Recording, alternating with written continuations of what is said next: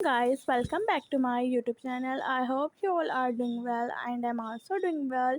There's the topic is about tense. Let's start. The topic is tense. There are three types of tense. तीन किस्म के tense होते हैं.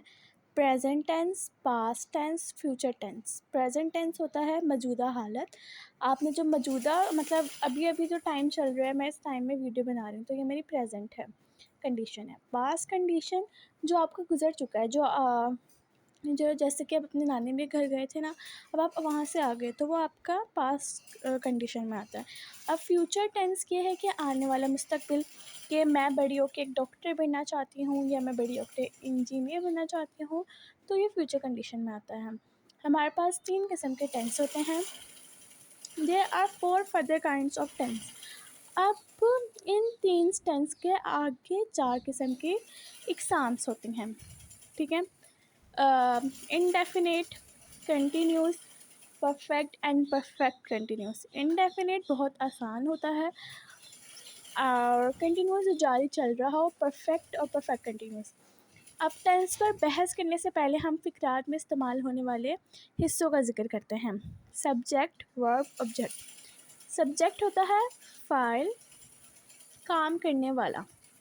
Means एक book को दे दो, ये सब्जेक्ट है. कोई सब्जेक्ट कहते हैं ही, शी, इट.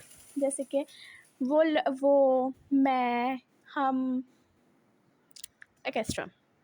वर्ब होता है मफ़ूल, जो काम किया जाए. जैसे मैं पढ़ा रही हूँ, तो जो ये है पढ़ाना जो है ये है वर्ब. अब ऑब्जेक्ट कहते हैं किसी फ़ेल, किसी चीज़ को जिस पर काम किया जाए.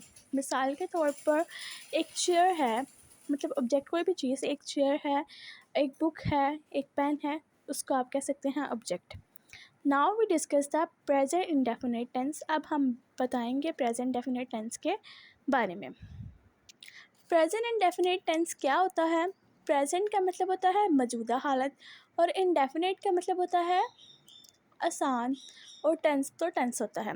ठीक है. प्रेजेंट इंडेफिनिट टेंस जो है वो टेंस की पहली इकसाम होती है. पहचान, इसको हम पहचानते हैं. टेंस के आखिर में ता है, ती है, ते है आता है. मीन्स मैंने खाना खाया, मैं खाना खाता हूँ, वो दौड़ता है. अब यहाँ पे फॉर एग्ज़ाम्पल, मिसाल के तौर पर, मैं दौड़ता हूँ. मैं जो होगी वो सब्जेक्ट है, क्योंकि सब्जेक्ट कहते हैं इशी, इट को. तो जो मैं है वो सब्जेक्ट है और जो दौड़ता है वो वर्ब है, क्योंकि वो काम कर रहा है. तो इसकी इंग्लिश हम आसान वर्ड्स में लिखेंगे. आई रन्स, मैं दौड़ता हूँ. हम दूध पीते हैं. जो हम हैं वो है सब्जेक्ट, बिकॉज सब्जेक्ट में आता है ही, शी, इट और वी. और दूध जो है वो ऑब्जेक्ट है और पीते जो हैं वो वर्ब है. We drink milk. Now we discuss the topic is simple tense. Simple tense mean बहुत आसान टेंस. इसका स्ट्रक्चर क्या होता है? इसका स्ट्रक्चर होता है subject, verb, object. Simple tense के शुरू में लगता है subject, means he, she, it, they, we, extra. और वर्ब कोई काम कर रहा हो, और ऑब्जेक्ट कोई चीज़, जैसे बुक, पेंसिल, रेज़र, ये सब कुछ.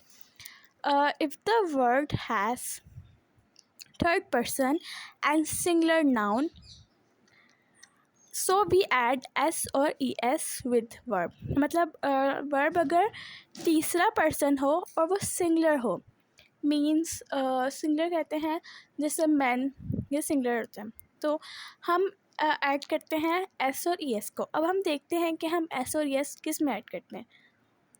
For example, now the question is this, where we add S और ई एस. अब वही सवाल पूछ रहे हैं कि हमने कहाँ एस और ई एस का इजाफा करना है. We heads, where we add S, हम ऐड वहाँ पर ऐड करते हैं. वेयर जहाँ पर आता है S, S S, S H, C H, X O, जहाँ पे ये वर्ड्स आएंगे वहाँ पे हम ई एस का इजाफा करेंगे. और we include otherwise we add S.